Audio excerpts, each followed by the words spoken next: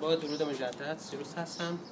در مراحل سابق ما ریشه دوانی در هوا رو روش انجام دادنش رو نشون دادیم و الان بعد از 3 ماه وقتشه که یکی از ریشه دوانی هایی که انجام دادیم روی درخت سیتپل که توی منزل برادرم هست، اونو بیایم اولا نگاش کنیم ببینیم که وقتش رسیده و بعدش اگر ریشه دوانیش به اندازه کافی شده اونو قطع کرده منتقلش بکنیم به گلدون. خب حالا بیایم ببینیم که وضعیت چه حاله. در ورق روش رو باز میکنیم. بله، همجوری که معلوم هست ریشه زده به اندازه کافی و الان وقتشه که بتونیم اینو منتقلش بکنیم به گلدان. بعد از مدتی که جوانه زد میتونیم منتقلش بکنیم به جایی که لازم هستش. قطعش میکنیم و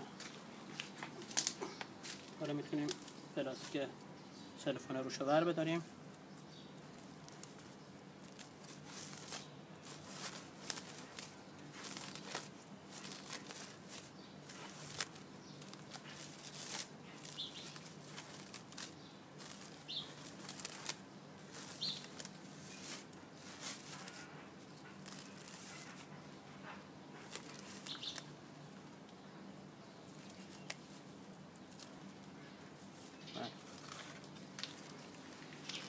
و بعد اینو توی گلدون که قبلا خاکش آماده کردیم میکاریم.